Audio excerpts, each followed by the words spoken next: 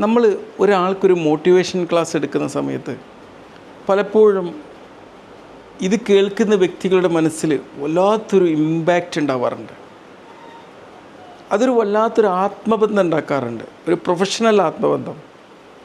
Professional ആത്മബന്ധം എന്നതിനേക്കാൾ ഉപരി നമ്മൾ മറ്റൊരാൾക്കൊരു ആശ്വാസവും ഒരു പ്രചോദനവുമായി മാറുമ്പം അവരുടെ ഹൃദയത്തിൽ വല്ലാത്തൊരു സ്ഥാനം നമുക്ക് കിട്ടിയിട്ടുണ്ടാവും. പക്ഷേ ഈ ഒരു സ്ഥാനത്തെ നമ്മൾ ഒരു കാരണവശാലും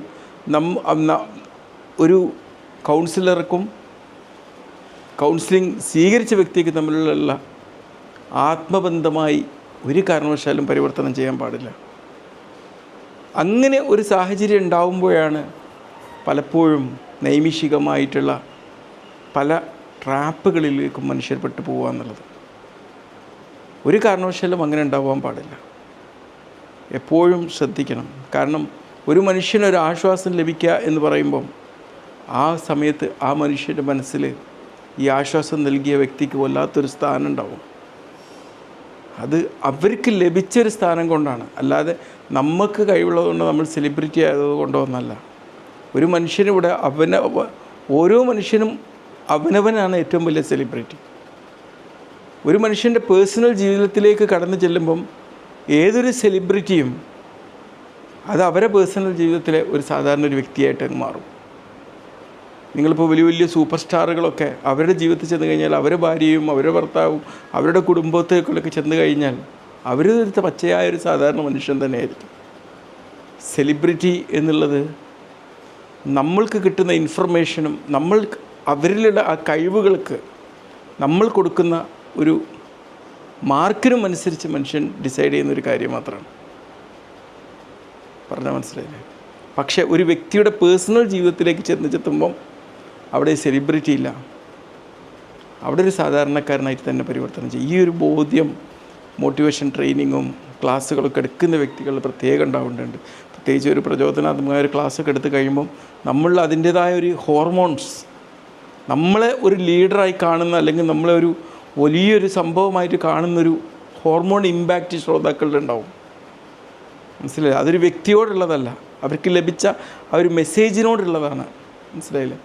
അത് ശ്രദ്ധിക്കപ്പെടാതെ പോയി കഴിഞ്ഞാൽ പലപ്പോഴും നൈമിഷികമായിട്ടുള്ള ഹോർമോണൽ ചാഞ്ചാട്ടങ്ങൾക്കും മറ്റും വൈകിയിട്ട് നമ്മൾ ആ ട്രാപ്പിൽ പെട്ടുപോകും.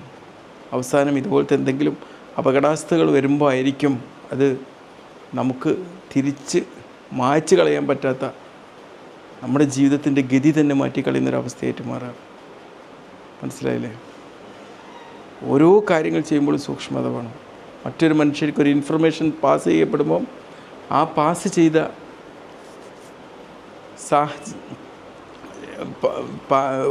ഒരാൾ എപ്പോഴും ഈ ഒരു സൂക്ഷ്മത കാത്തു സൂക്ഷിച്ചു കഴിഞ്ഞാൽ ഇതുപോലുള്ള അപകടാവസ്ഥകൾ നമ്മൾ പെടാതെ പോയി എന്ന് വരും. ഒരാൾ നമ്മളെ പ്രശംസിക്കുമ്പം പ്രോത്സാഹിപ്പിക്കുമ്പം അതിനോട് നമ്മൾ വല്ലാതെ അങ്ങോട്ട് ഇതാക്കി ആ സമയത്ത് ഒരു പ്രോത്സാഹനം കിട്ടുമ്പോഴൊക്കെ നമ്മൾ എന്തോ ഒരു അവസ്ഥയിലേക്ക് എത്തും. അതൊരു രണ്ട് വ്യക്തികൾ തമ്മിലുള്ള ഒരു ആത്മബന്ധമായിട്ട് ഒരു കാരണവശാലും വളരാൻ പാടില്ല. അവരാ പ്രോത്സാഹനം തന്നത് നിങ്ങൾ അവർക്ക് കൊടുത്ത ഒരു മെസ്സേജ് അവരിൽ ഒരു സ്വാധീനം ചെലുത്തിയതുകൊണ്ടാണ്, അവരുടെ ദുഃഖത്തിനൊരാശ്വാസമായതുകൊണ്ടാണ്, അവരുടെ ഭയത്തിന് മുമ്പിൽ നിർഭയത്വം സൃഷ്ടിച്ചത് കൊണ്ടാണ്. അല്ലാതെ നിങ്ങളോടുള്ള ഇഷ്ടം കൊണ്ടോ നിങ്ങൾ വലിയൊരു സംഭവമായതുകൊണ്ടോ അല്ല. ഒരു ഡോക്ടറെ അടുത്തേക്ക് ഒരു പേഷ്യൻ്റ് വരുമ്പം ആ ഡോക്ടർ വലിയൊരു ഡോക്ടറായതുകൊണ്ടല്ല. പലപ്പോഴും നമ്മളൊക്കെ വരുമ്പോൾ നമുക്കങ്ങനെ ഒരു ധാരണ ഉണ്ടാവും. ചിലപ്പം ഞാൻ വലിയൊരു ഡോക്ടറാണ്. ഒരിക്കലും അല്ല. നമ്മുടെ ആ ഒരു പ്രൊഫഷനിൽ നിന്ന് അവർക്ക് എന്തോ ഒരു ആശ്വാസം കിട്ടേണ്ടതുണ്ട്. അവരാണ് അവിടെ VIP ആയിട്ട് വരുന്നത്. അല്ലാതെ നമ്മളെന്നൊരു ഡോക്ടറല്ല, അല്ലെങ്കിൽ ഒരു കൗൺസിലറല്ല, അല്ലെങ്കിൽ ഒരു അധ്യാപകനല്ല. പറഞ്ഞ മനസ്സിലായില്ലേ? അധ്യാപകരൊക്കെ ഇതുപോലെയുള്ള ട്രാപ്പുകളിൽ പെടാറുണ്ട്. പലപ്പോഴും നമ്മളുടെ ആ ഒരു പ്രൊഫഷണൽ ആയിട്ട് അവർ ക്രിയേറ്റ് ചെയ്യുന്ന ഒരു ബന്ധത്തിനെ നമ്മളതൊരു ആത്മബന്ധമായി വ്യാഖ്യാനിക്കുന്നത് ഏറ്റവും വലിയൊരു മിസ്റ്റേക്കാണ്. ഒരുപക്ഷെ നിങ്ങളെടുത്ത് വരുന്ന ഒരു കൗൺസിലറായിട്ടോ ഒരു ഡോക്ടറായിട്ടോ വരുന്ന ഒരു വ്യക്തിക്ക് നിങ്ങളിൽ നിന്നൊരു ആശ്വാസം പകർന്നു വെൽക്കുമ്പം അവരുടെ ഹൃദയത്തിൽ നിങ്ങൾക്ക് വലിയൊരു സ്ഥാനം ലഭിച്ചത് നിങ്ങളുടെ ഗ്ലാമർ കണ്ടിട്ടോ അല്ലാണ്ട് നിങ്ങളുടെ പൗരുഷം കണ്ടിട്ടോ ഒന്നുമല്ല, അല്ലെങ്കിൽ നിങ്ങളുടെ സ്ത്രീത്വം കണ്ടിട്ടോ ഒന്നുമല്ല. മറിച്ച് നിങ്ങളിൽ നിന്ന്, നിങ്ങളുടെ പ്രൊഫഷണലി നിങ്ങൾ ഉണ്ടാക്കിയെടുത്ത ആ ഒരു ബന്ധം, അതിലൂടെ നിങ്ങൾ അവർക്ക് പാസ് ചെയ്ത മെസ്സേജ് അവരെ സ്വാധീനിച്ചത് കൊണ്ടാണ് എന്നുള്ളൊരു ബോധ്യം എപ്പോഴും ഉണ്ടായിരിക്കണം. അതിന് ഏത് പ്രൊഫഷനാണെങ്കിലും, ഒരു ഡോക്ടറായാലും ബ്ലോഗറായാലും കൗൺസിലറായാലും എൻജിനീയർ ആയാലും അധ്യാപകനായാലും ഇനി ഒരു സാധാരണ ഉപദേശം കൊടുക്കുന്ന ഒരാളാണെങ്കിലും രാഷ്ട്രീയക്കാരാണെങ്കിലും ഒക്കെ ആ ഒരു ബോധ്യം ഉണ്ടായിരിക്കണം. പറഞ്ഞു മനസ്സിലായി. ഇന്ന് ഒരുപാട് പേര് പല ട്രാപ്പുകളും പെടുന്ന നമ്മൾ കാണുന്നു. അതിൻ്റെ പിന്നിൽ ചില യാഥാർത്ഥ്യങ്ങളും ഉണ്ട്, അല്ലാണ്ട് വെറുതെ അങ്ങ് ട്രാപ്പപ്പെടുന്നതല്ലല്ലോ.